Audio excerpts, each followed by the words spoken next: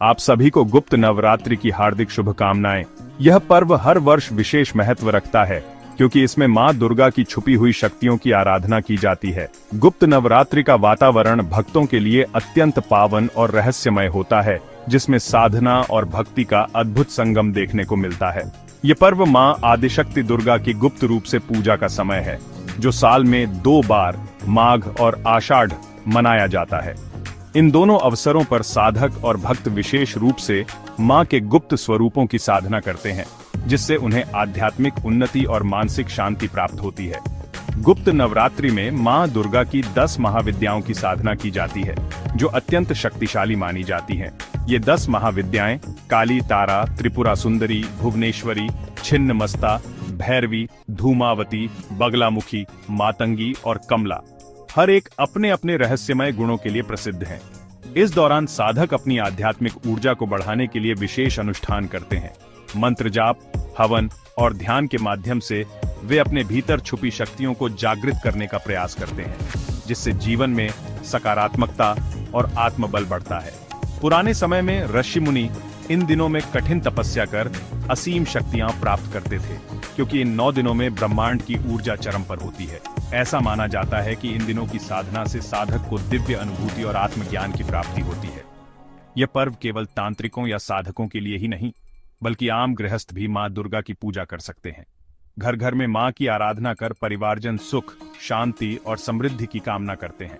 गुप्त नवरात्रि में की गई पूजा का फल कई गुना अधिक मिलता है, बशर्ते भक्ति सच्ची हो। मां दुर्गा अपने भक्तों की मनोकामनाएं अवश्य पूरी करती हैं, यदि पूजा श्रद्धा और निष्ठा से की जाए। यह समय अपनी आंतरिक शक्तियों को जगाने और जीवन में सकारात्मक बदलाव लाने का सुनहरा अवसर है। गुप्त नवरात्रि के इन 9 दिनों में साधना, भक्ति और आत्मचिंतन से हम अपने जीवन को नई दिशा दे सकते हैं और मां दुर्गा की कृपा से हर कठिनाई को पार कर सकते हैं।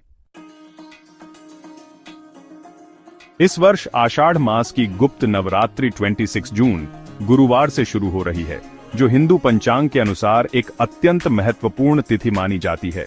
यह समय न केवल धार्मिक दृष्टि से बल्कि ज्योतिषीय दृष्टि से भी विशेष महत्व रखता है। इस दिन सर्वार्थ सिद्धि योग का निर्माण हो रहा है, जो हर प्रकार के कार्यों में सफलता दिलाने वाला एक अत्यंत शुभ योग है। यह योग अत्यंत दुर्लभ और शक्तिशाली है। ऐसा माना जाता है कि इसमें शुरू किया गया कोई भी कार्य निश्चित रूप से सफल होता है।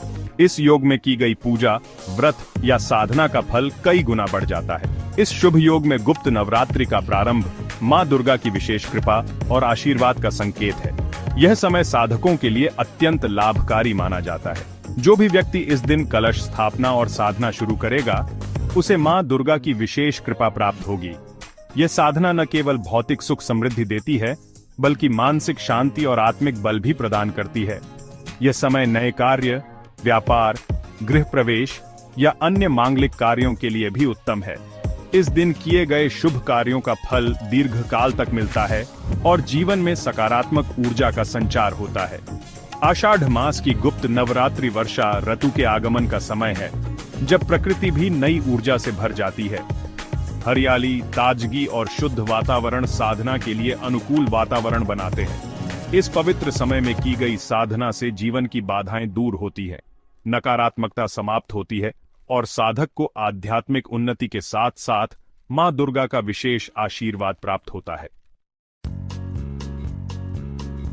गुप्त नवरात्रि की साधना की शुरुआत अत्यंत श्रद्धा और पवित्रता के साथ कलश स्थापना से होती है, जो साधना का प्रथम और सबसे महत्वपूर्ण चरण माना जाता है।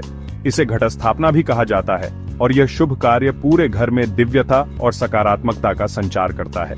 कलश को भगवान गणेश का प्रतीक मानकर पूजा स्थल को शुद्ध करें और उसमें गंगा जल, सिक्का, सुपारी, हल्दी, दूर्वा और अक्षत डालें। यह सब सामग्री समृद्धि, शुद्धता और मंगलता का प्रतीक है। कलश के मुख पर आम के पत्ते सजाएं और ऊपर एक ताजा नारियल रखें, जिससे कलश में जीवन और ऊर्जा का संचार होता है। अब कलश को लाल कपड़े पर चावल के ऊपर स्थापित करें, जिससे भूमि की उर्वरता और देवी की कृपा का आह्वान होता है।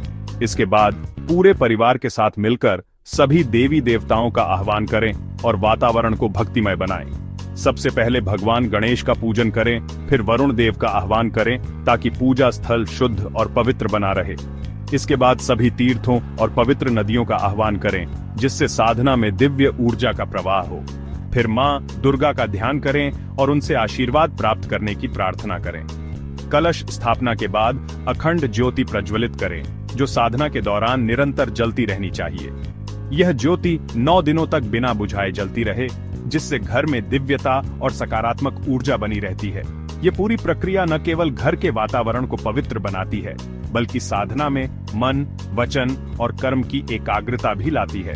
जब श्रद्धा और विधि के साथ यह साधना की जाती है, तो साधक के जीवन में सुख, शांति और समृद्धि का संचार होता है।